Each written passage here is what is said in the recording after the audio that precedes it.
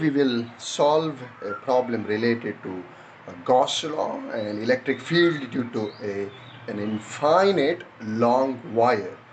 Um, Two parallel infinite line charge with linear densities, one is plus lambda, another one is minus lambda, are placed at a distance of 2r. So that the distance between them is just 2r. One is plus lambda, another one is minus lambda. In vacuum, so this whole system is in vacuum, what is electric field at midway between the two line charges? So at the midpoint from each, what is electric field? So this is 2r, midpoint means this is r, this is r. So now we have to use the Gauss's law, and one is a positively charged, another one is a negatively charged. So surface density is defined on it, plus lambda and minus lambda.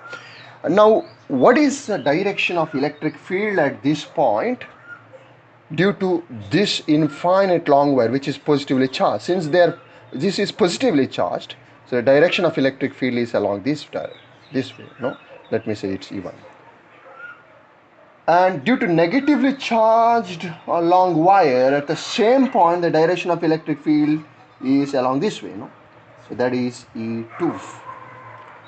So the sum of these two electric fields, E1 and E2, but if you add them vectorically, you will get what is the total electric field at this point because of these two long wires. That is what I require now. Answers are in terms of the linear charge density and the distance r. Now let's find out here.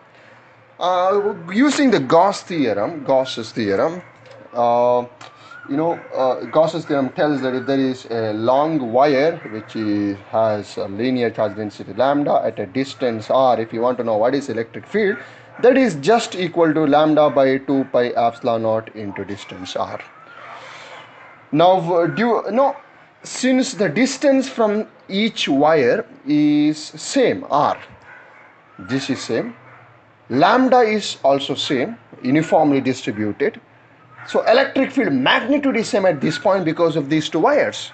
So I mean E1 is equal to lambda by 2 pi epsilon naught into r, and E2 is also same because the distance is same, 2 pi epsilon naught into r. The magnitude of E1 and E2 is same.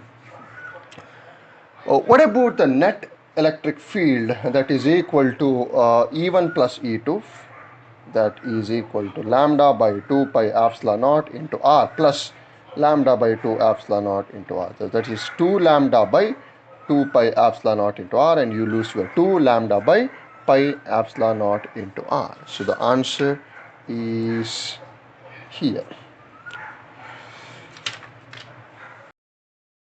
This question is about motion of charged particle under the influence of electric field.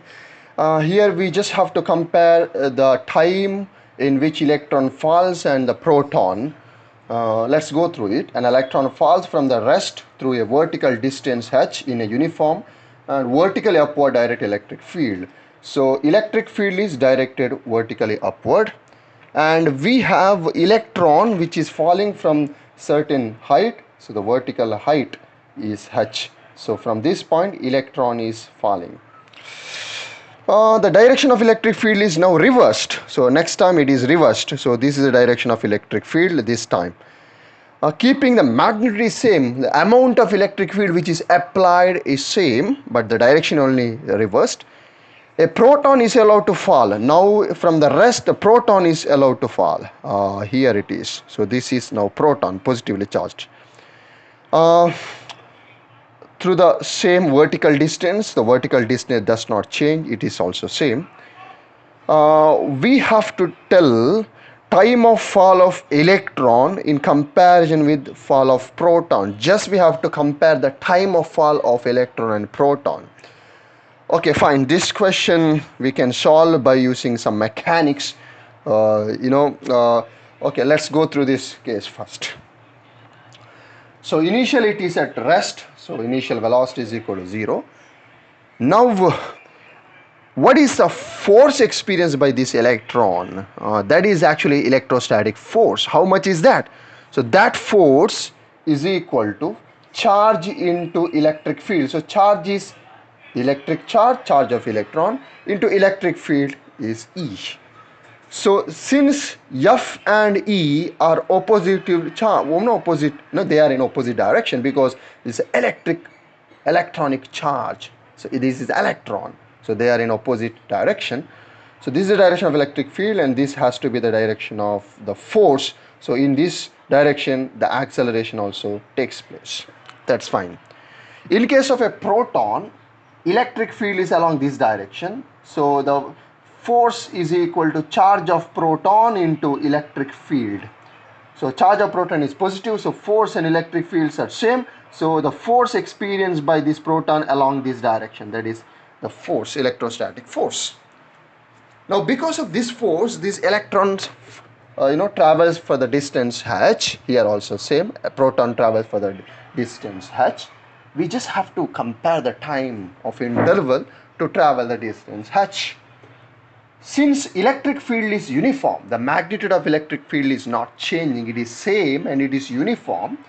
The acceleration is also same because force is same, See, I can write E is uniform, that means the force is constant, that means acceleration is constant. That means I can use kinematic equations because this is a case of constant acceleration. Now let me find out how much is the distance in terms of time. So in case of electron, the distance is h is equal to ut, initial velocity is equal to 0 plus half at square. So what is acceleration? Let me write it's a. Time for this is t square. So this is equal to h is equal to a half. What is a?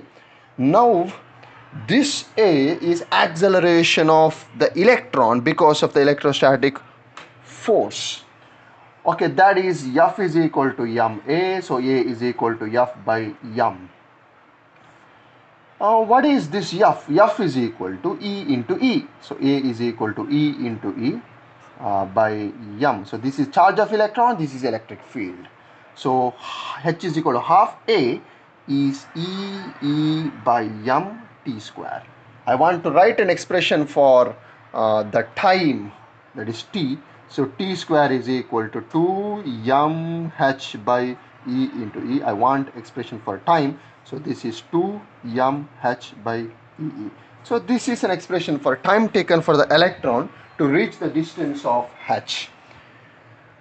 And if it is a case of a proton, again the same expression. The only one difference is this m, because h is same. The charge of proton is again same, only in the negative charge, on a positive charge, that's it, but the magnitude is same. Electric field is also same, the magnitude is same. So I can write the time taken for this charged particle is directly proportional to square root of m, that is the mass of the particle. Now mass of electron is very less compared to mass of proton.